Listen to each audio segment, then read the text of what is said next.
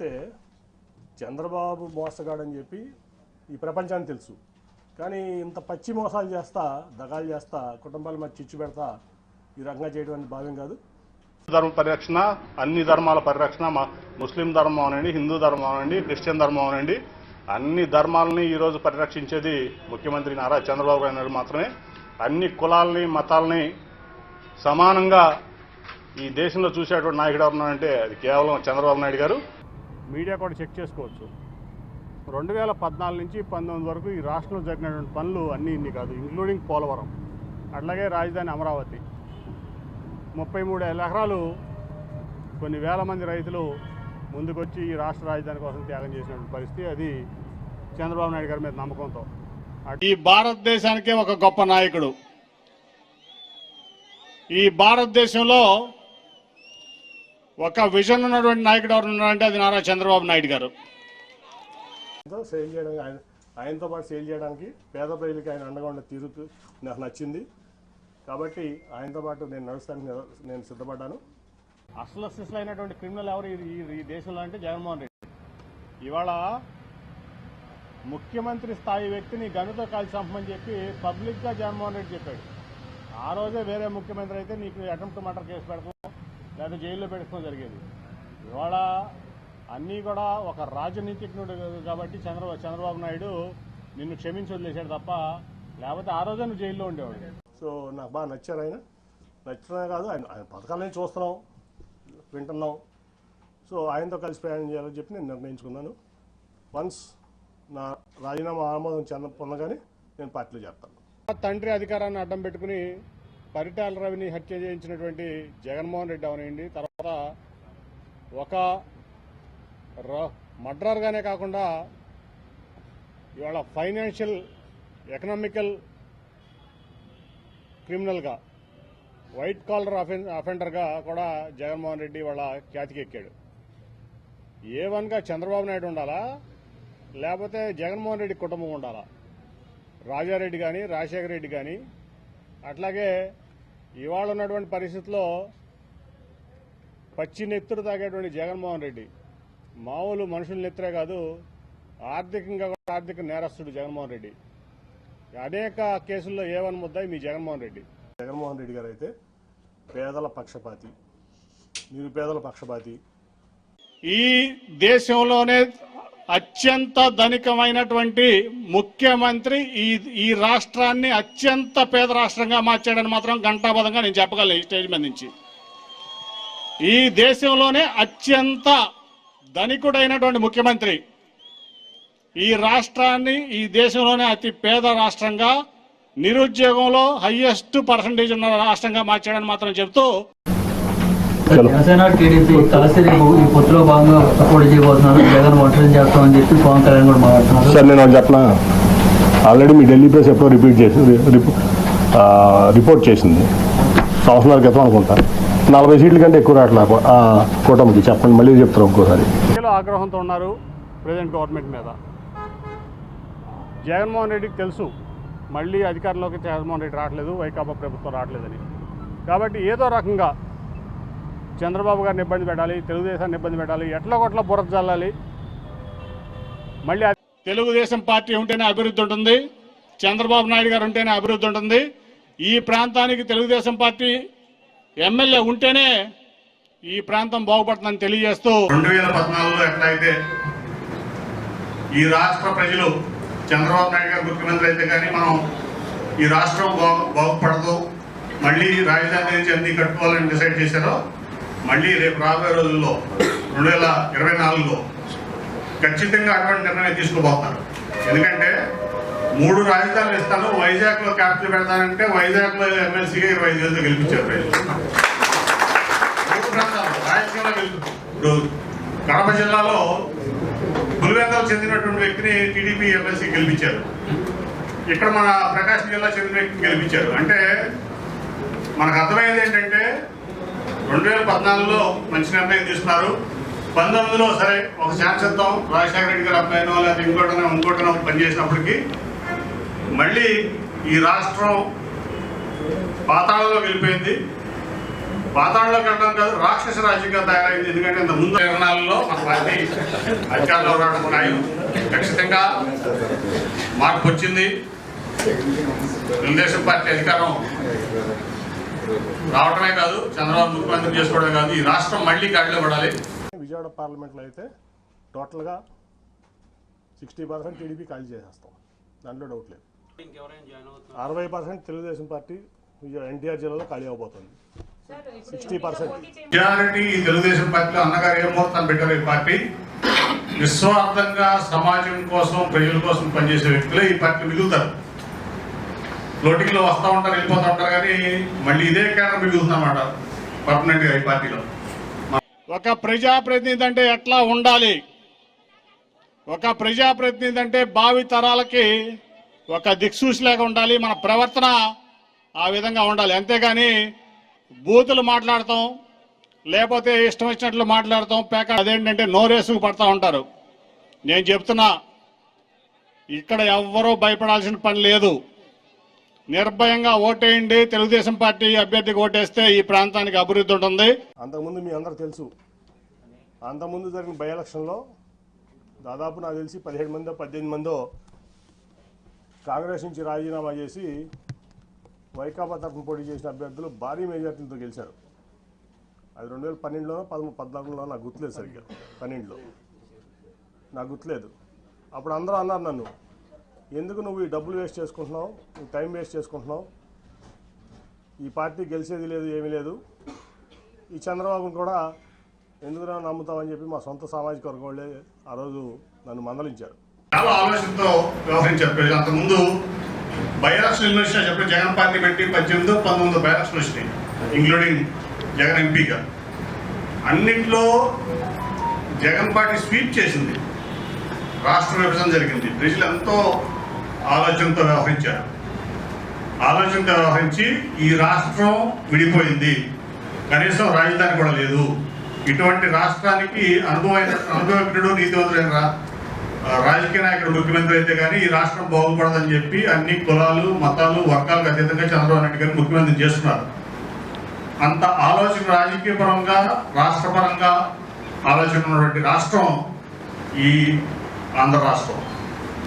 ఆ రోజు మరి 5 ఏళ్ళు కూడా మనందరం చూసాం ఏ రకంగా కింద కార్యకర్త నుంచి పైన ముఖ్యమంత్రి వరకు కష్టపడారు. నిస్వార్థంగా ఈ రాష్ట్రం కోసం కష్టపడడం అందరం కూడా.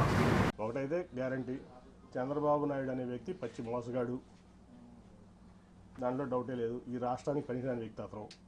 ఎవరో కూడా చంద్రబాబు నాయుడు గారితో ఐక్యూలో కానీ, ఇంటలెక్చువల్లో కానీ, ఆ హార్డ్ వర్కింగ్లో కానీ, డెడికేషన్లో కానీ, కమిట్మెంట్లో కానీ సాక్టారని ఆయన మాతో చెప్తున్నప్పుడు నిజంగా కూడా ఆయన దగ్గర పనిచేయడానికి, ఆయన దీంట్లో పనిచేయడానికి, ఆయన చీఫ్ మినిస్టర్గా మేము ఎంపీలు, ఎమ్మెల్యేలు అవడానికి నిజంగా మా పూర్వజన్మ సుకృతం. దాన్ని తీవ్రంగా ఖండిస్తూ ఖచ్చితంగా 45 ఏళ్ల రాజకీయ జీవితంలో, రాజకీయ ప్రస్థానంలో, రాజకీయ ప్రయాణంలో ప్రజల కోసం పనిచేసినటువంటి వ్యక్తి చంద్రబాబు నాయుడు గారు. సమాజం కోసం పనిచేసినటువంటి వ్యక్తి చంద్రబాబు నాయుడు గారు. ఈ రాష్ట్రం కోసం, తద్వారా దేశం బాగుపడటం కోసం పనిచేసినటువంటి వ్యక్తి చంద్రబాబు నాయుడు గారు. ప్రపంచంలోనే పెద్ద పెద్ద వ్యాపారవేత్తలు కానీ, రాజకీయవేత్తలు కానీ, నాయకులు కానీ ప్రశంసలు పొందినటువంటి వ్యక్తి నారా చంద్రబాబు నాయుడు గారు. 45 ఏళ్ల చరిత్రలో, రాజకీయ చరిత్రలో, రాజకీయ జీవితంలో, రాజకీయ ప్రస్థానంలో ఈ భారతదేశంలో అతి తక్కువ మంది అవినీతి మరక లేనటువంటి వ్యక్తులు ఉన్నారంటే చంద్రబాబు నాయుడు గారు. సో ఆయన మా విజయవాడకి నిజం చెప్తున్నా, మీరు ప్రెస్ కాబట్టి మీరు కూడా తీయండి. 2014 నుంచి 19 వరకు విజయవాడకి ఒక 100 కోట్ల రూపాయలు చంద్రబాబు నాయుడు గారు స్టేట్ గవర్నమెంట్ ఇచ్చింది చూపిస్తుంది. నేను తీసుకొచ్చిన సెంట్రల్ గవర్నమెంట్ ఇచ్చాను. ఈరోజు విజయవాడ మరి 60 సంవత్సరాల నుంచి కూడా స్వతంత్రం వచ్చిన తర్వాత మనం అందరం చూస్తున్నాం విజయవాడ వాస్తవులుగా మరి ఏ రకంగా ఒక కుగ్రామంగా మిగిలిపోయింది ఈ 2 సంవత్సరాల్లో నారా చంద్రబాబు నాయుడు గారు ముఖ్యమంత్రి అయిన తర్వాత. అట్లాగే మరి కార్పొరేషన్ కూడా మొత్తం దాదాపు 38 సీట్లు ఉన్నట్లో 2/3 మెజార్టీతో మనం గెలిచినప్పుడు దాదాపు 5,000 కోట్ల రూపాయలతో విజయవాడ చుట్టుపక్కల ప్రాంతాన్ని అభివృద్ధి చేసేటువంటి ఘనత ఒక్క నారా చంద్రబాబు నాయుడు గారికే చెందిందని చెప్పి సందర్భంగా తెలియజేస్తా ఉన్నా. కనకదుర్గమ్మ దగ్గర ఫ్లైఓవర్ కానీ, బెంచ్ సర్కిల్ దగ్గర ఫ్లైఓవర్ కానీ, అట్లాగే ఎయిర్పోర్ట్ కానీ, ఈరోజు రేపు 462 కోట్లతో విజయవాడలో స్టాప్ వాటర్ డ్రైనేజ్ కానీ, దాదాపు మళ్ళీ ప్రకాశం బ్యారేజ్ నుంచి మన ఇబ్రహీంపట్నం వరకు 15 కిలోమీటర్ల రివర్ వాటర్ ఫ్రంట్ డెవలప్మెంట్ విజయవాడని ఒక టూరిస్ట్ మ్యాప్లో ఇంటర్నేషనల్ డెస్టినేషన్లో నిలపడానికి ఆయన చేసేటువంటి ప్రయత్నం మరి 5,000 కోట్లతో ఈ భారతదేశంలో ఇంత త్వరగా ఒక సిటీలో మరి అభివృద్ధి కార్యక్రమాలు చేయడం అంటే నాకు తెలిసి ఢిల్లీ, బాంబే లాంటి నగరాల్లో కూడా జరగలేదు. దానికి మనందరం విజయవాడ వాసులుగా మరి ముఖ్యమంత్రి గారికి మనం ఎంతో రుణపడి ఉన్నాం. ఆయనకి కృతజ్ఞతలు, అభినందనలు కూడా తెలియజేసుకోవాల్సిన అవసరం మన అంతైనా ఉంది. అటువంటి విజయవాడని మరి ఆయన విజయవాడ వచ్చిన తర్వాత ఇక్కడ ఉన్నటువంటి తర్వాత ఈ అభివృద్ధి అంతా కూడా కేవలం 2.5 ఏళ్లలో ప్రగతిస్తున్నటువంటి వ్యక్తి. ఏదైనా ఒక రికార్డు సమయంలో పనిచేయాలి. మనం టార్గెట్స్, టైం లైన్స్ ఫిక్స్ చేసుకుని మనం అభివృద్ధి చేయకపోతే నిరంతరం ఇది ఒక కార్యక్రమంగా కొనసాగుతుంది. దానికి ఒక గమ్యం అనేది ఉండదనే లక్ష్యంతో ఆయన పనిచేస్తూ ఉన్నారు. నేను నిజంగా కూడా పుష్కరాల్లో 2 నెలలు చాలా క్లోజ్ గా అభివృద్ధి పనుల్లో మమ్మల్ని పాల్గొనమన్నప్పుడు ఆయన మమ్మల్ని ఆజ్ఞాపించినప్పుడు మేము చూస్తే అటువంటి పని సంవత్సరానికి కూడా పూర్తి చేయనటువంటి పని 2 నెలల్లో ఆయన పూర్తి చేయించినటువంటి ఘనత నారా చంద్రబాబు నాయుడు గారిది. మరి ఇంత క్యాష్ ట్రాప్ షేట్ లో డబ్బులు మనకు తక్కువ ఉన్నప్పటికీ మరి పనులు ఈ వేగవంతంగా పనిచేపించడం. 2014 నుంచి 2019 వరకు నేను ఒక ఎంపీగా, ఆయన ముఖ్యమంత్రిగా ఆయన ఈ రాష్ట్రం కోసం పడినటువంటి కష్టం మనం చూసాం. నేను ప్రత్యేకంగా చూసా ఢిల్లీలో ఉండి. అంతకుముందు 95 నుంచి 2004 వరకు ఈ ఉమ్మడి ఆంధ్రప్రదేశ్ని డెవలప్ చేస్తే అదే దీంతో స్ఫూర్తితో 5 ఏళ్లలో ఈ రాజధాని లేని రాష్ట్రాన్ని బ్రహ్మాండమైన రాష్ట్రంగా చేయడం కోసం ఆయన కష్టపడ్డారు. అనేక ప్రాజెక్టులు సాధించాం. ఎకానమీ అంటే అప్స్ డౌన్స్ ఉంటాయి. ఒక ఢిల్లీ వదిలిపెట్టి, ఎన్సీఆర్ వదిలిపెట్టి, అహ్మదాబాద్ వదిలిపెట్టి, బాంబే వదిలిపెట్టి, పూణే వదిలిపెట్టి, చెన్నై, బెంగళూరు, హైదరాబాద్, కోల్కతా వదిలిపెట్టి అమరావతి ఎందుకు వస్తారు సార్? ఎవరన్నా దేనికి వస్తారు?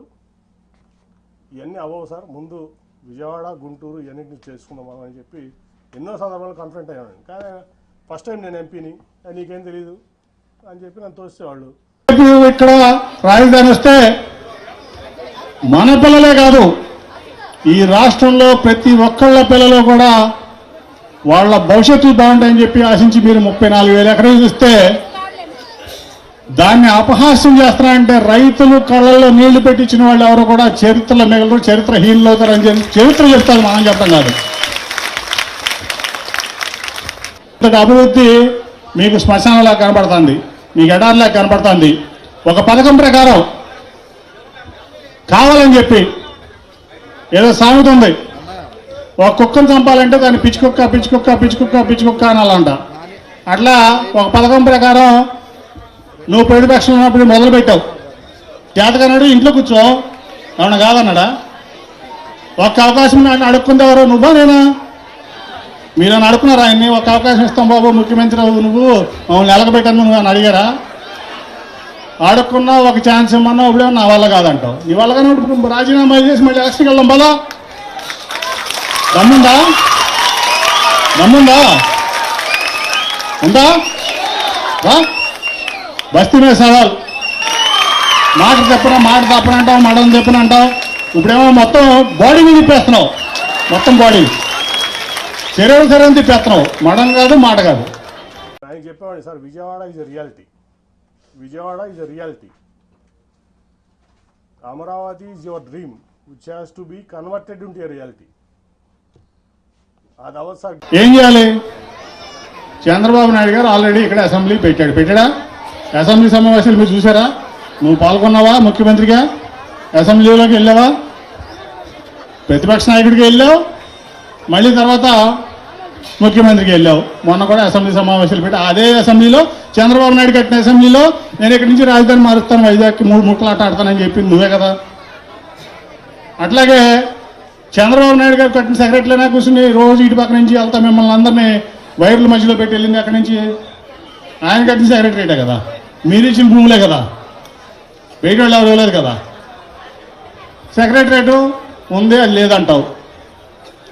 అట్లాగే హైకోర్టు ఉందా? రోజు జడ్జిలు ఇక్కడి నుంచి వెళ్తున్నారు మన దగ్గర నుంచి.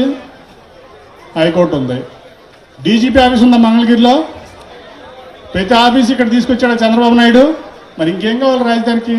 ఓకే, నీకు ఇంకా బిల్డింగ్లు కానీ ఇప్పుడు చంద్రబాబు నాయుడు అనుకున్న కొన్ని బిల్డింగ్స్ ఒక 70% పూర్తయినాయి.